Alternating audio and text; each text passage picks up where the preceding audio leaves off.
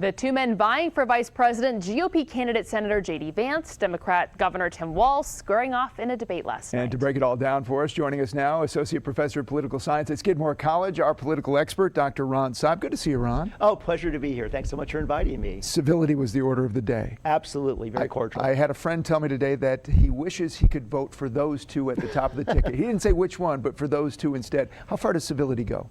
Yeah, it's a very good question. I think that if you poll Americans, most of them say they're very concerned about the corrosion, the erosion of American discourse. And so I think that there was so much, Tim Walz actually said at one point, there's a lot of commonality here. Like, we agree on a lot of things. I think particularly for undecided or independent voters, that might actually be a very responsive chord.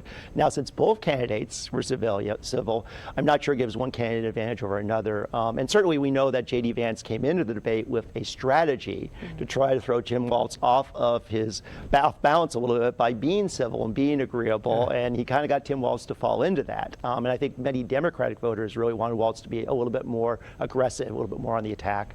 I was going to say that I noticed that, especially in their body language last night, watching, you could kind of tell that each had their own strategy with that. Do you think body language plays a big role in debates like this? It definitely does. I think that television, as you know very well, is a very much a visual medium. And we can go back to 1960 of John F. Kennedy, where Kennedy's looking straight in the camera. He looks cool, composed. He is not making flubs. It can really make a difference. And I think at the beginning, Walz looked a little bit out of sorts, I think. He was a little bit, kind of flapping around. I thought he became more composed and was more on message as he moved on. I thought the worst moment was when he was talking about his claim he was in Hong Kong during the Tiananmen Square. He wasn't in complete sentences during that time. He didn't parse very well. But absolutely, I think that because television is such a visual medium, the image really supersedes the words or the content. And it's so subconscious, too. Oh, absolutely. We're not aware of it. Yeah. Donald Trump was not in the debate, of course, last night, but he was talked about a lot. Let's listen in. I've always been open, and sometimes, of course, I've disagreed with the president, but I've also been extremely open about the fact that I was wrong about Donald Trump. I was wrong, first of all, because I believed some of the media stories that turned out to be dishonest fabrications of his record, but most importantly, Donald Trump delivered for the American people. Rising wages, rising take-home pay, an economy that worked for normal Americans, a secure southern border, a lot of things, frankly, that I didn't think he'd be able to deliver on. Donald Trump put this all into motion.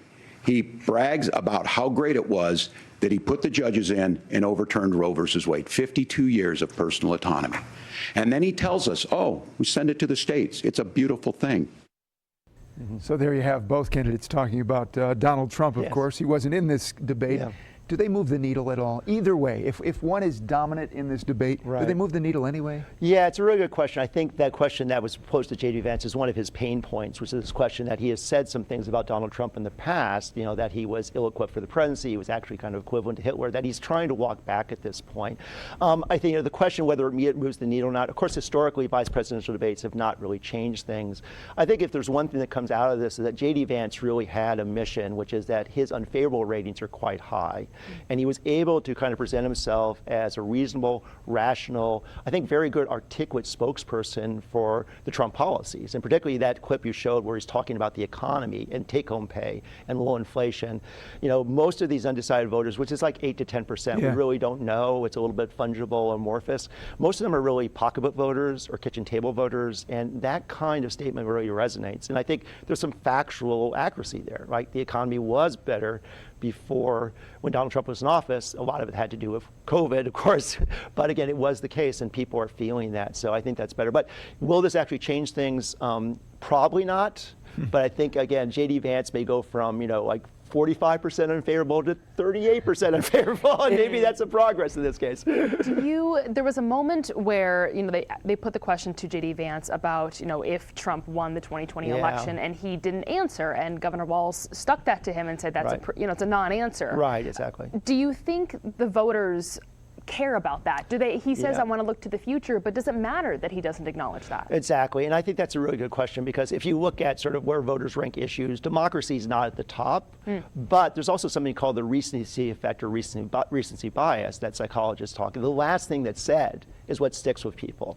And that was a moment where, again, what Tim Walz said is that's a damning non-answer, because what J.D. Vance did is he really did pivot, and he began to talk about censorship on Facebook and the silencing of conservative voices. Not a good moment. And so you wonder if that's what's really going to stick with people. And I think the Democratic Party is already cutting ads with J.D. Vance saying there was a peaceful transfer of power, for example, that Donald Trump willingly gave up power on January 20th. And of course, that's eliding and erasing what happened before January 20th, what happened on January 6th. So we'll have to see, because that was a moment where Tim Walz, I think, scored some points.